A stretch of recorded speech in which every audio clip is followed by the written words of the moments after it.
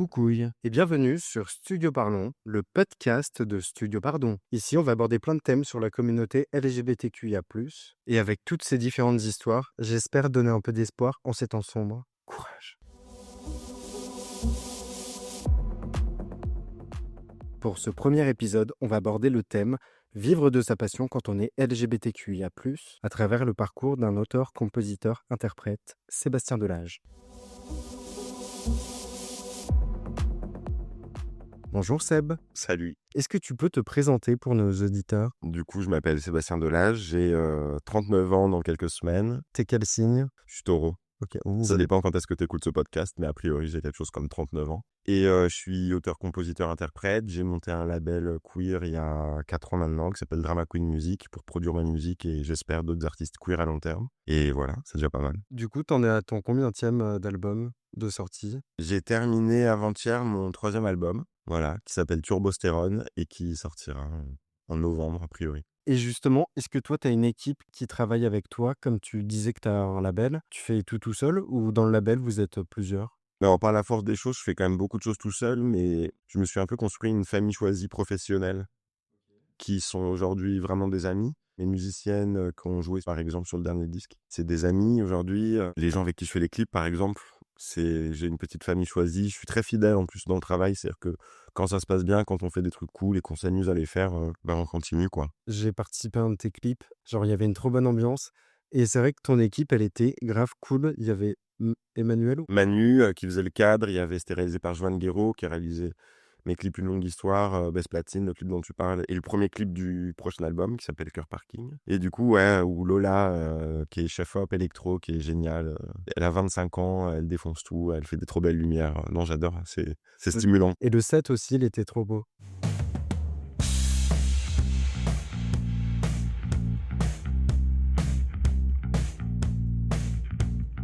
Existe la morale, désir animal, la fumée nous brouille, ta sueur me trouble. Bah voilà, c'est parce que c'est des gens avec qui on se connaît, avec qui c'est facile de travailler, et on s'amuse toujours à le faire, quoi. Justement, ton label, comment ça fonctionne? C'est autoproduit ou tu bénéficies d'aide de l'État? Alors, c'est un label associatif parce que, à mon échelle, ça me permet d'avoir une fiscalité qui est beaucoup plus simple. Comme c'est associatif, c'est à but de promotion culturelle. Donc, du coup, mon but, c'est de produire des objets culturels, en l'occurrence de la musique. Ça me permet d'avoir un cadre juridique pour pouvoir faire des demandes d'aide. Aujourd'hui, en musique, on peut demander de l'aide à différents organismes, comme par exemple la SCPP ou la SPPF, c'est l'acronyme de Société civile des producteurs phonographiques. C'est des acronymes un peu abstrait de loin comme ça, mais à qui on peut demander des aides pour tous les disques. Et en gros, que ça soit moi, un tout petit label indé qui demande un peu d'argent pour terminer mon disque, ou Universal, on a droit tous on a droit tous de demander la même chose. Mais du coup, c'est pas un peu désavantageant? Enfin, pourquoi est-ce qu'on n'aide pas plutôt les plus petits labels? Alors qu'Universal, je me dirais qu'ils ont pas de problème d'argent. Je sais pas, j'imagine parce que un disque qui se vend beaucoup va générer beaucoup de revenus à cette société. Donc il y a besoin d'avoir des choses qui sont un peu la cash machine, j'imagine, de ces organismes qui donnent quand même pas mal d'argent en vrai, même si de moins en moins au label pour produire de la musique. Et du coup, je sais pas, c'est des décisions collégiales un peu obscures, un peu abstraites pour nous. Mais après, moi, je parle de ça, mais il y a aussi d'autres choses. Il y a le CNM, qui est une aide de l'État que j'ai obtenue sur mes 2 disques précédents. Il y a l'ADAMI, l'ASPEDIDAM, il y en a une liste incommensurable, mais c'est très obscur, c'est très difficile d'y avoir accès. D'ailleurs, il y a en France que 2 écoles, je crois, qui forment exactement au métier de la musique en production. Une école à Issoudun qui forme les gens à aller chercher des subventions et s'occuper de toute cette partie administrative cachée derrière les disques.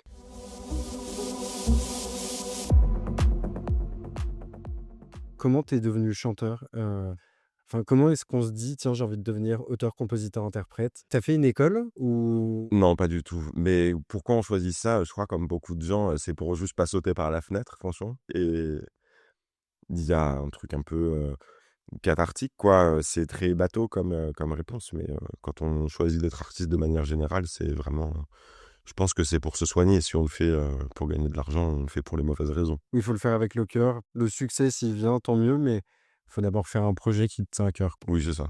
Je cherche pas le succès, je cherche juste à travailler, continuer à faire ce qui m'épanouit et me fait du bien. Donc pas de travail 9-18. Non. Justement, est-ce qu'il y a des écoles en France pour travailler dans la musique, aussi bien dans la production que dans le chant? Du côté, plutôt label, édition, tourneur, comme je te disais, il y a 2 grosses formations en France. Moi, j'ai jamais fait ça. J'ai commencé en fait, je suis rentré dans la musique de ce côté-là, moi, de la production. C'est-à-dire que j'ai commencé, en 2014 à travailler, j'étais stagiaire pour le label, Pop Noir, qui a un projet qui s'appelle Les Scopes, par exemple, ou Savages, qui était un projet de rock de meufs qui était incroyable. Très, très, très, très beau projet et je bossais pour eux et je bossais aussi pour le manager d'un groupe qui s'appelle, Tinariwen, qui est un groupe de musique touareg, du Mali, qui a un projet, fabuleux que je vous encourage tous à aller écouter. Et du coup, bah, moi, je faisais leur dossier de sub, un peu de graphisme. J'étais un peu le stagiaire, payé au lance-pierre, le couteau suisse du label et du management. Et c'est comme ça que j'ai commencé à bosser dans la musique et à rencontrer des gens de ce milieu. Et après, j'ai monté, mon groupe de musique et c'était un duo dans lequel je chantais pas. On a signé, chez Universal, justement. Bon, on a été dans ce groupe pendant 8 ans. Ça s'est terminé et là, j'ai décidé de me mettre à chanter, de monter mon label parce que j'avais vu les 2 côtés. C'est-à-dire que j'ai commencé du côté de la production, donc je savais comment ça marchait à peu près un label indé.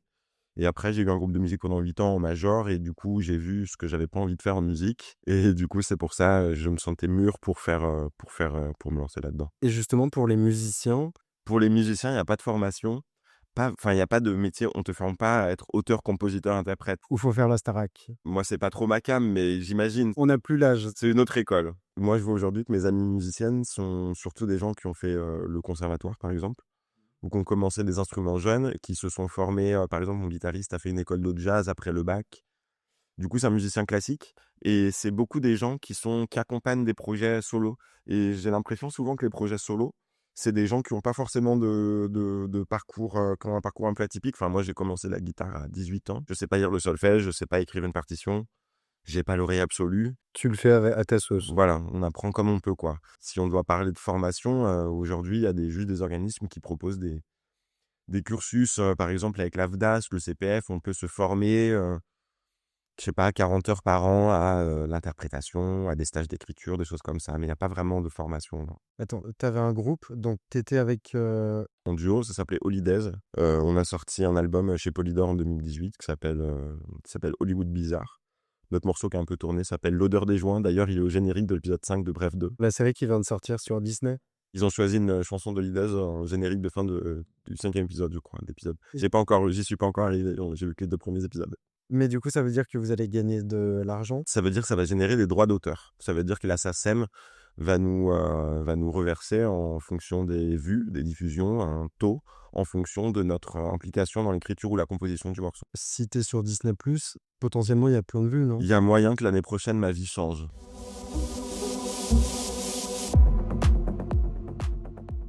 Justement, toi, tes visuels, ils sont très marqués, moi, je les qualifierais de rétro porn chic. C'est cool. Je sais pas si tu d'accord? Si, enfin, en tout cas, sur le 2e album, oui. Justement, tout ça, comment tu le construis? C'est toi qui as l'idée et du coup, tu t'exécutes? Ça dépend. Moi, j'ai commencé, en sortie du bac, j'ai fait, 2 ans de fac de ciné, à l'époque où c'était encore le DUG. DUG que je n'ai pas eu évidemment parce que j'étais beaucoup trop occupé à prendre la guitare et fumer des pétards avec mes copains dans la cave pour, reprendre Radiohead. Du coup, j'ai fait 2 ans de ciné et j'ai toujours été très sensible au cinéma, à l'image et tout.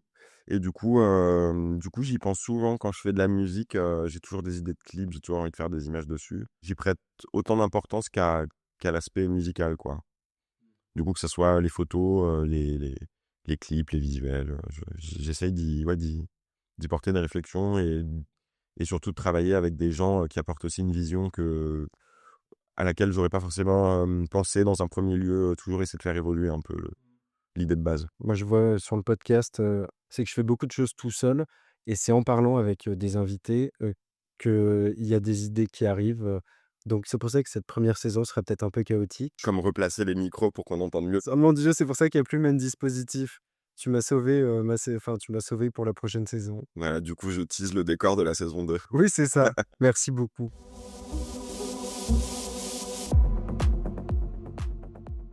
Si je viens chez toi, qu'est-ce qu'il y a chez un chanteur, qu'il y a pas chez quelqu'un d'autre? Beaucoup trop de matos. Et c'est quoi le Bah, matos? moi, je vis dans 15 mètres carrés sous les toits mansardés, alors autant dire qu'il y a peu d'espace. Bah, il y a, une basse, 3 guitares, un préamp, des pédales, des enceintes, 2 amplis, Ses voisins le des détestent là. câbles, des micros, des percussions, un xylophone pour enfants, il y a des tambourins, des synthés, un clavier MIDI. Tu les mets où? Comme je suis bipolaire et que je suis maniaque gigatrique, j'ai une tendance à tout organiser de façon très consciencieuse. C'est-à-dire que mon appart ressemble à un tableau Excel. Il y a beaucoup de choses, mais c'est très organisé et du coup, il y a une logistique derrière tout ça. Non, non, ça tient. J'ai réussi à enregistrer mes disques chez moi. Et les voisins, ils sont déjà venus se plaindre ou pas? Ils sont jamais venus se plaindre. Alors j'ai quand même un rituel, c'est-à-dire que quand j'enregistre chez moi, donc j'ai un tapis au sol, donc comme ça fait 15 mètres carrés, autant dire que le sol est vite recouvert. Je tends ma couette sur mes placards, j'ai un rideau phonique devant ma porte, j'y ai collé des mousses. Dans mes toilettes, il y a aussi des mousses pour pas que le son aille résonner dedans. Je tends des draps, j'ai un écran de rétroprojecteur que je baisse. Je ferme mon rideau, vraiment tout est capitonné. Alors déjà, ça aide pour que le son soit plus mat, pour éviter que ça résonne, pour avoir des prises plus chaudes, plus chaleureuses, et puis pour épargner un peu mes voisins.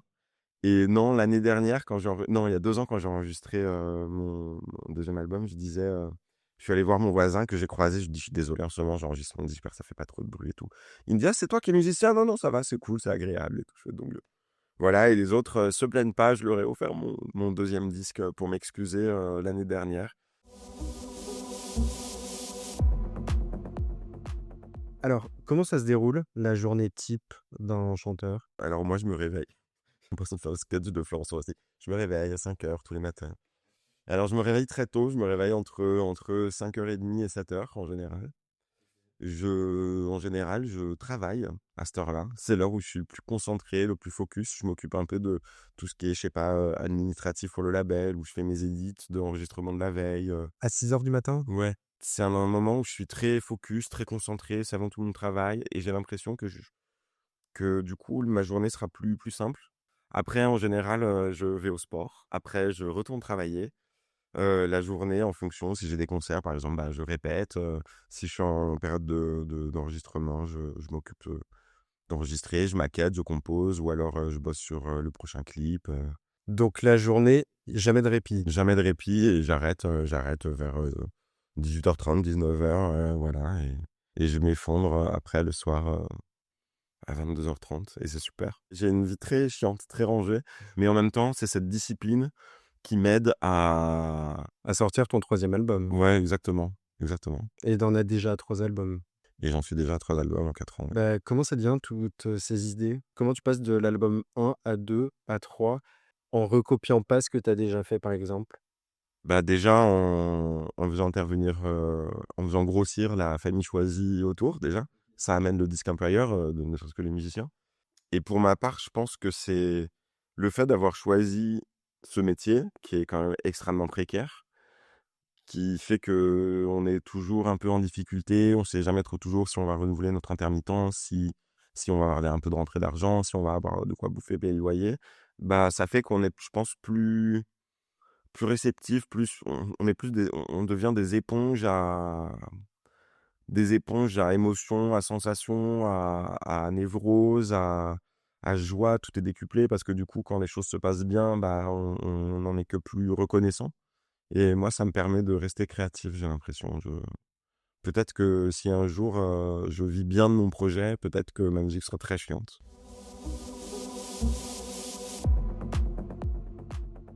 Alors moi, j'ai vu un truc, qui m'a un peu effrayé avec, l'intelligence artificielle, et je te l'ai montré tout à l'heure. C'est l'application d'IA Suno, où tu tapes, une ligne, pas de coque, mais tu tapes une ligne sur, l'écran. Genre on a mis, chanson texto pour un podcast qui reçoit un chanteur, et tu vu, ça t'a fait une musique. Bon, les paroles étaient nulles, mais ça te fait une musique en 1 minute. Ouais. Débat dans le studio, lumière flash, j'appuie sur les mots. Dans la nuit, on se dévoile, le beat nous emporte, ça fait mal. Pour toi et les gens de ton métier, c'est horrible. Bah, moi, en tant qu'auteur, compositeur, interprète, je trouve ça inquiétant que ça soit pas régulé. Oui, parce qu'en fait, ça vient piller les œuvres sur internet. Exactement, existantes. Du coup, ça pose beaucoup de questions éthiques. La première, de façon totalement pragmatique, ça veut dire qu'il y a plein de gens qui vont faire de musique les mettre sur Spotify et générer du flow de chansons créées en 40 secondes qui ont pillé des centaines de milliers d'œuvres, voire plus, pour générer des revenus, par exemple. Ce qu'il faudrait, c'est par exemple, quand la chanson qu'on a créée tout à l'heure, il faudrait qu'on sache exactement de quelle chanson elle s'inspire Exactement, et que ça donne une rémunération à ces personnes-là. exactement. Moi, je suis pas contre l'IA, je trouve que c'est même fantastique. C'est un outil qui peut être vraiment génial. Moi, j'ai déjà utilisé l'IA, j'avoue, et c'est vrai que il peut y avoir des applications vraiment, vraiment intéressantes. Ne serait-ce que pour soulager des métiers administratifs, des choses comme ça, par exemple. Mais à partir du moment où ça pique le job de quelqu'un, ça pose des questions éthiques et des questions de régulation. Et quand on voit en aussi peu de temps ce que c'est devenu, je trouve ça super, très impressionnant, le prouesse technologique. Je me rappelle que les premiers tests d'IA qu'on avait lâchés sur Twitter il y a 5-6 ans, l'IA en 30 minutes était devenue raciste, antisémite, homophobe, misogyne, transphobe. C'était lié à Google? Exactement, je crois que c'était ça, ouais. Mais je trouve que ça pose vraiment des questions, En fait, c'est ce qu'on en fait aussi. exactement. Quelles utilisations, dans quel but et chez qui? Chez qui ça va chercher? On a besoin de sourcer, quand on a un résultat produit par une IA, on devrait pouvoir sourcer. Qu'est-ce qui a été utilisé? Ouais, comme Wikipédia ou Exactement. Qu'est-ce qui a été utilisé pour créer ça? Exactement. Ce qui permettrait de pouvoir effectivement, trouver un moyen peut-être, rendre l'IA payante. Moi, je trouverais ça plutôt logique, ne serait-ce que pour rémunérer les gens qui travaillent derrière, mais aussi pour que ces gens-là puissent eux-mêmes rémunérer le contenu qui est utilisé. parce que moi, tu vois, par exemple, là, je crée la chanson, mais Rien ne t'empêche de l'inscrire sur TuneCore, un agrégateur digital. Dans 2 semaines, elle est sur Spotify et tu fais sa promo, tu achètes des streams et tu génères des revenus sur Spotify. waouh! Sans vérification aucune de comment a été faite cette chanson. Alors, je dis ça aujourd'hui, je sais pas, j'avais entendu parler que Spotify cherchait des moyens algorithmiques de pouvoir, chercher les musiques qui avaient été créées par IA, mais c'est tout à fait obscur pour l'instant, on n'en sait rien. Et puis moi, par exemple, ne serait-ce que moi, rien ne m'empêche, j'ai envie de changer la batterie de mon disque que j'ai enregistré la semaine dernière, je vais demander à une IA de me faire une batterie, gratuitement comme ça. Hop, et j'ai pas besoin de payer un batteur. Donc, si je dis rien, personne ne le saura jamais. Donc, ça pose des questions éthiques. Ouh là là. C'est vrai que ça fait peur là pour, l'année 2030. Tu te dis: «Où est-ce qu'on va en être, dans 5 ans?» Waouh. Bon, Elon Musk, si tu nous entends, faut réguler tout ça. C'est mal parti, mais Tu nous entends, cesse, rends Twitter. arrête tout.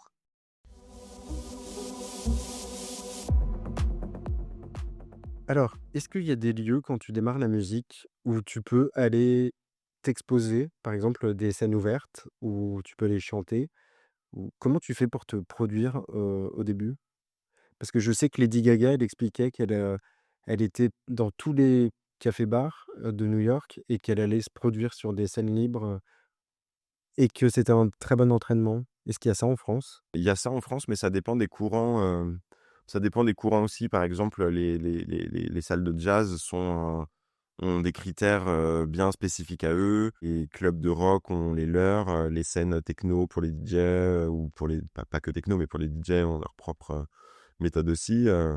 En général, de toute façon, le seul point commun, je dirais que ça commence par un truc d'échelle, c'est-à-dire il faut commencer là où on est à l'aise. C'est-à-dire que moi, comme je chantais pas avant dans mon groupe, je faisais que la guitare et la musique.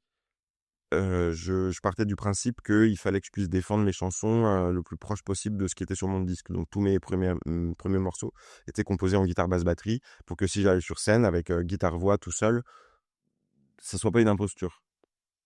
Et du coup, bah, de pouvoir voyager léger solo, moi, ça m'a permis de jouer partout où on voulait de moi, quoi. Au début, ouais, donc j'ai eu la chance d'avoir, je connais bien la chanteuse de Lilywood and the Prick, pour qui j'ai réalisé des titres et du coup qui m'a emmené, sur ses premières parties au début de mon projet.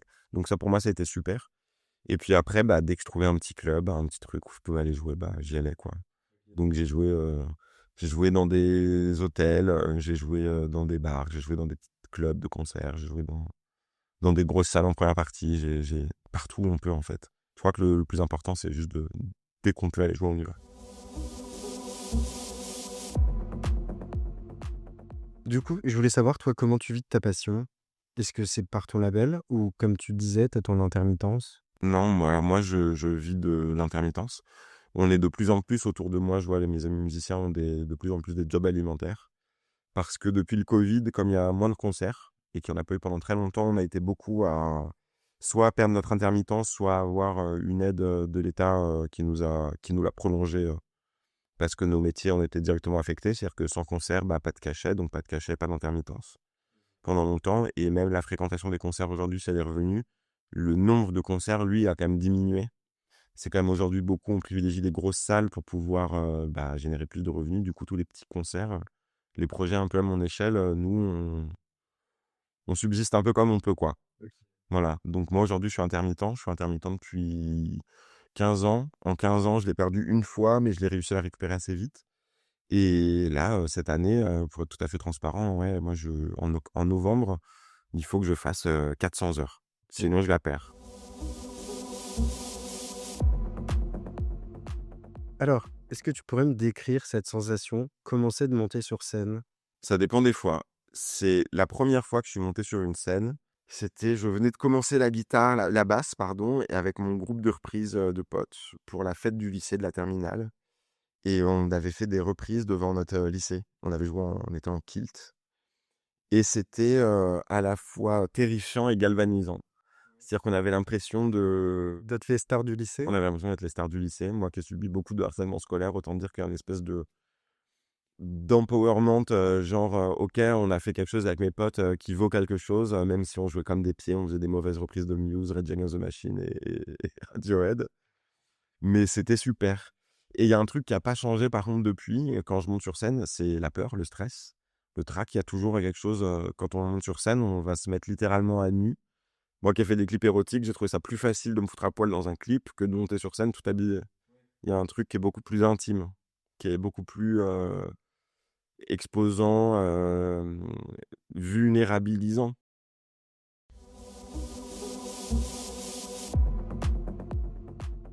Alors, est-ce que tu as un rituel avant de monter sur scène? J'ai plusieurs rituels. J'ai pendant eu longtemps un slip, de concert. Je mets toujours le même slip à mes concerts, mais il change régulièrement. C'est-à-dire que j'ai une un coffre à sac à dos slip de concert.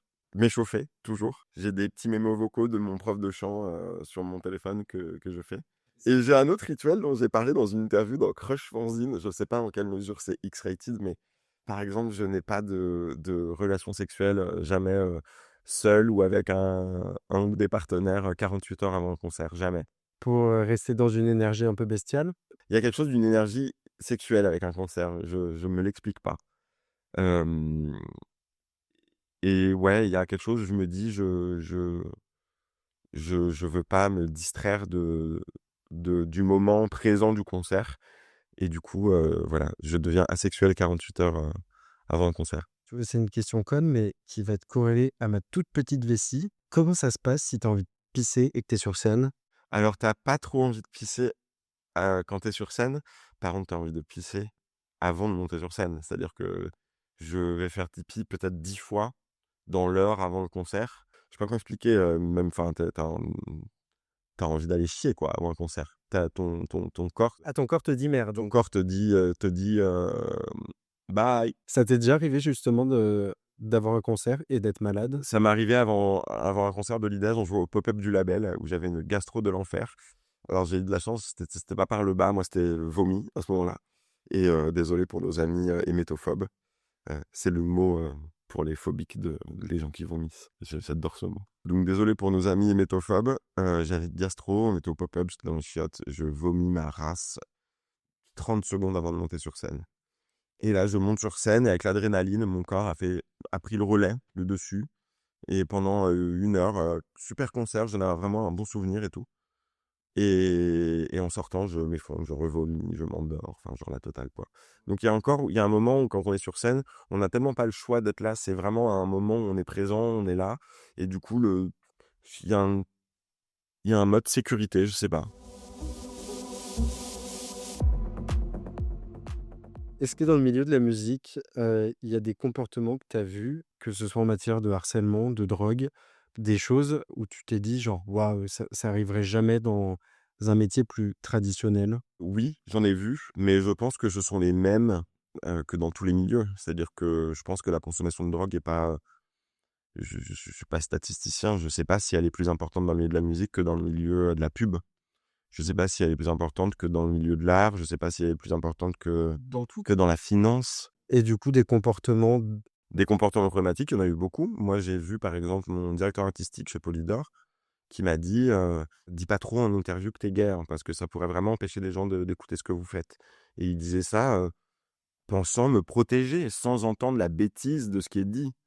Il m'a dit ah, ce serait bien que la chanteuse elle ait 10 kilos à perdre avant la sortie de l'album. J'ai des amies chanteuses à qui on a dit va montrer ton petit cul sur scène. Enfin, oui, j'ai vu des gens frapper à des chambres d'hôtel. Enfin, oui, tout. Donc du coup, oui, j'en ai vu, mais pas plus qu'ailleurs. Le problème, c'est exactement ce que dit Fleur Benguigui, justement. C'est que le problème, c'est que c'est des milieux où la frontière entre monde professionnel et personnel est très fine. Et du coup, c'est tous les hommes, parce que c'est que des hommes, qui ont des comportements problématiques, bah, ça, ça rentre dans la sphère professionnelle. Et oui, oui, il y a des... Oui, c'est un peu comme les scandales MeToo dans le cinéma.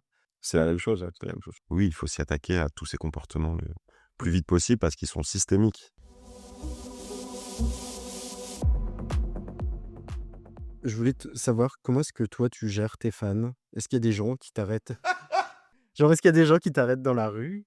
Non, non, alors des fans, c'est un bien grand mot. J'ai des gens fidèles qui me suivent depuis le début et une petite communauté de gens très fidèles que je leur en serai éternellement reconnaissant, qui partagent ce que je fais, qui tout ça. Mais non, on peut pas parler de fans. Et me reconnaître dans la rue, ça m'est arrivé. Ça m'est arrivé peut-être 3 fois, mais ça m'est arrivé à Paris, par des personnes de la famille, des gays, quoi, qui connaissent mon projet. Donc, non, je n'ai pas ce genre de problème. Dans tes DM Instagram, il y a des gens qui te font des propositions. Un petit peu, il y a eu un peu ça au début, mais après Les Garçons de l'été, Chansons de baise, tous les clips un peu sexuels, forcément, à attirer un peu effectivement des messages qui peuvent être problématiques. Mais à ça, moi, j'ai une réponse toute faite. Bonjour, vous êtes sur le compte de musique Sébastien Delage, administré par Sébastien Delage et son distributeur Kuroneko. Nous allons donner suite à votre demande. Et en général, ça calme très vite. Est-ce que tu pourrais me raconter quel est ton moment, genre là tu te dirais j'ai vraiment bien fait de choisir cette voie? Bah ça change tout le temps, hein. C'est chaque moment ouf efface le précédent, tu vois. Je sais pas si c'est le super pouvoir d'être bipolaire en phase maniaque, tu vois. Si je suis bien disposé, réussir à avoir un accomplissement dans ce métier, c'est un sentiment de gratification personnelle et d'épanouissement qui est indéfinissable, quoi. Donc là par exemple finir ton... Finir mon 3e album avant-hier, je suis épuisé et heureux, quoi. Alors, est-ce que tu peux me raconter un souvenir cringe d'un concert? Ça, par contre, des souvenirs cringe, j'en ai plein. Bah, à chaque fois que je fais une blague qui n'est pas bien reçue. Ah, genre ces silences?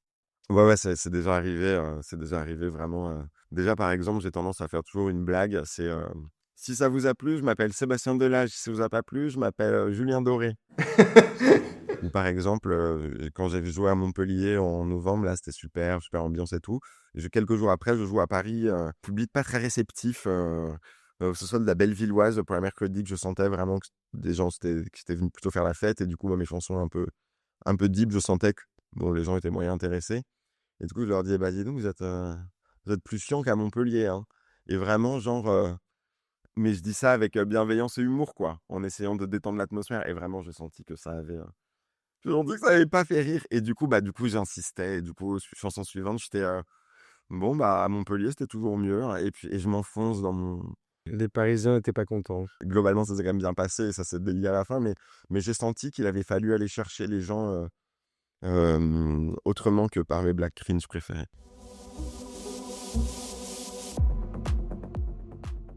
Donc, quels sont tes futurs projets autres que...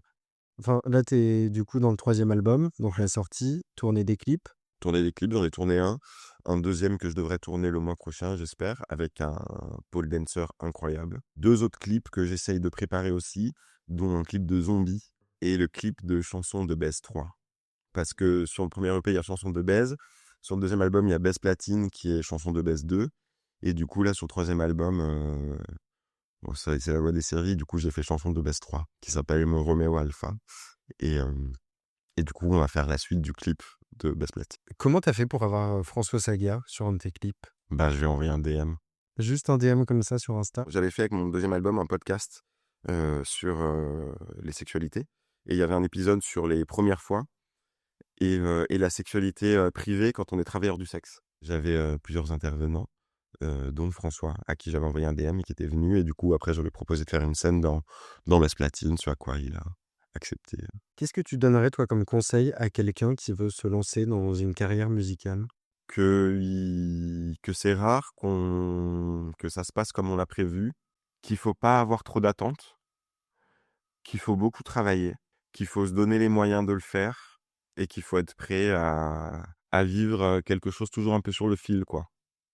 Aussi bien financièrement que émotionnellement, que amicalement, que amoureusement, on se sent toujours un peu en danger, quoi, et vulnérable, mais c'est comme je te disais tout à l'heure, tout ce qu'on arrive à accomplir, ça devient 100 fois plus important. Et s'entourer des bonnes personnes. Et s'entourer des bonnes personnes. Quand on a un gut feeling, il faut pas y aller. Jamais, jamais, jamais, jamais, jamais. Merci beaucoup, Seb, d'avoir répondu à toutes ces questions. Maintenant, on va passer à un jeu.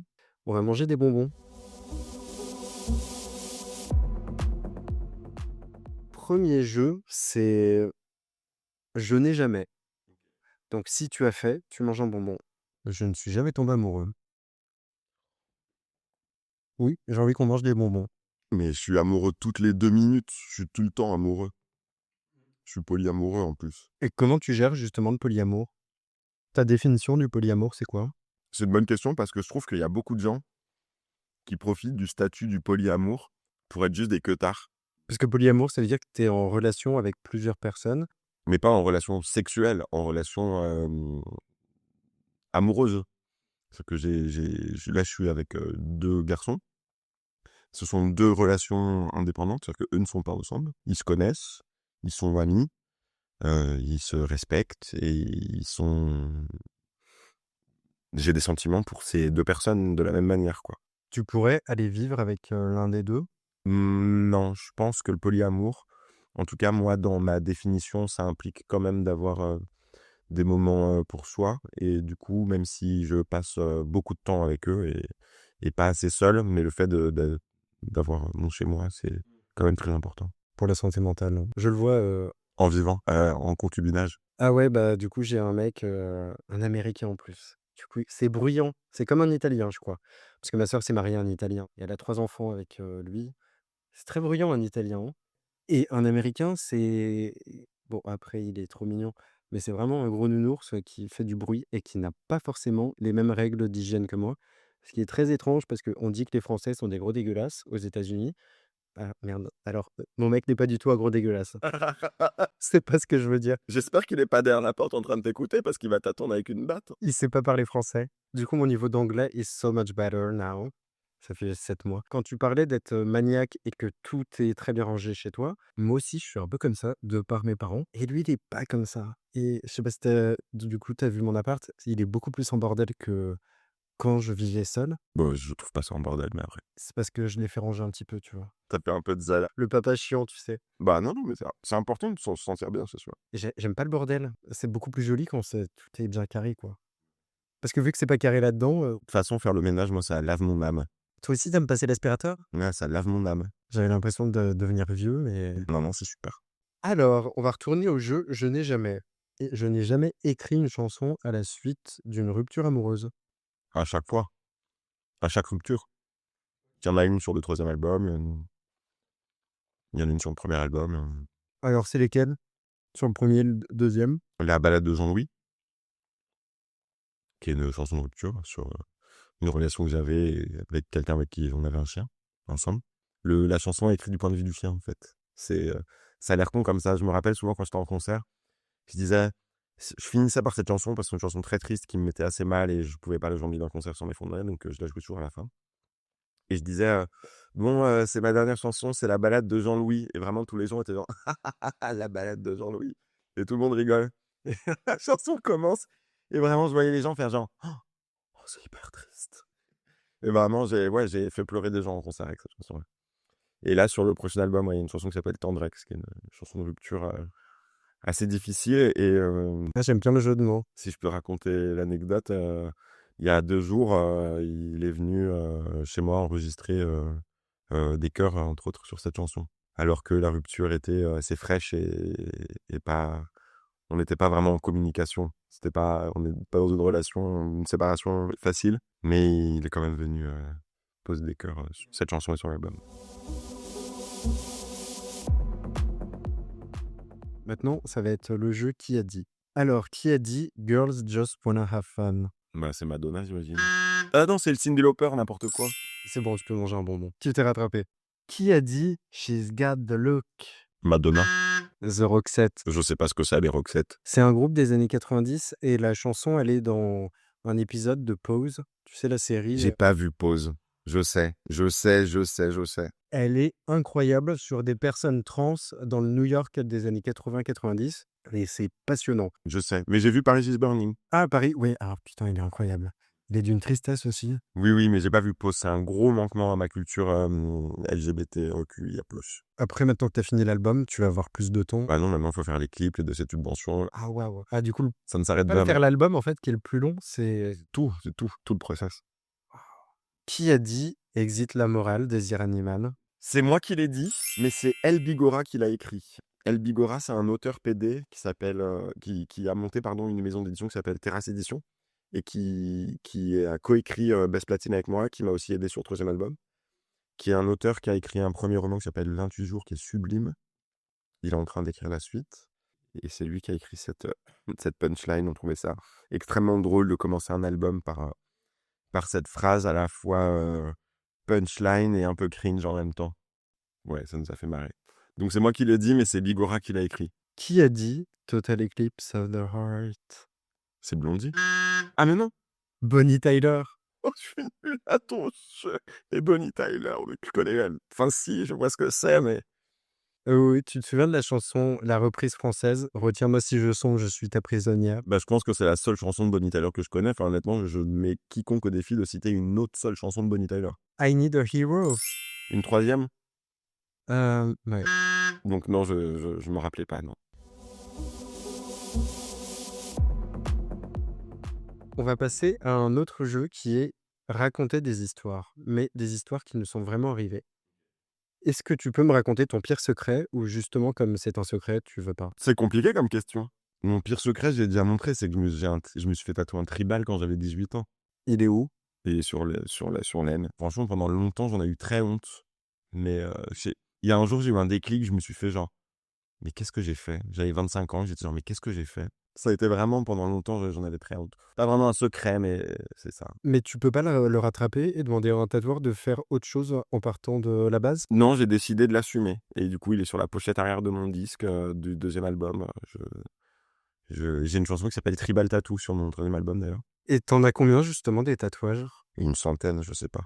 Ça fait mal? Ça dépend où. J'en ai beaucoup, des petits, des moyens, des très peu de gros. Ah, le hot dog, il est trop mignon. J'ai super le head. Alors, est-ce que tu pourrais me raconter ton rêve le plus fou? Mon rêve le plus fou, il est pas si fou, hein, c'est de continuer à faire ce que je fais. Hein. C'est juste pouvoir... S'il y avait une étape au-dessus, ce serait juste être juste un peu moins précaire, quoi. Et pouvoir continuer à faire ce que j'aime sereinement, avec intégrité et passion, et avec les gens que j'aime et tout ça. Eh ben, justement, vous pouvez précommander l'album de Seb sur son site.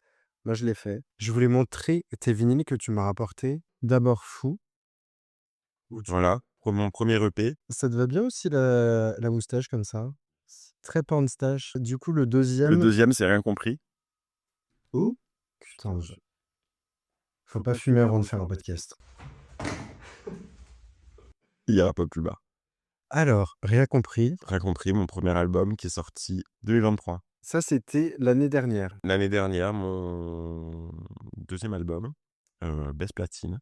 Et le fanzine du deuxième album, parce que j'accompagne chaque disque d'un fanzine pour mettre à l'honneur plein d'artistes queer que j'aime, qui méritent d'être connus.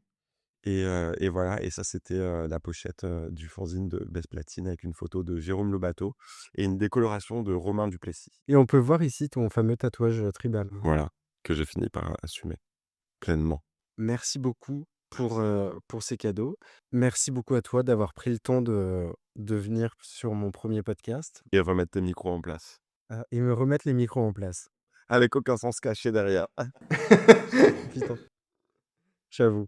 Mais oui, tu m'as sauvé. Merci beaucoup. Je t'en prie. Merci beaucoup, Sébastien Delage, d'être venu répondre à toutes mes questions. Bye.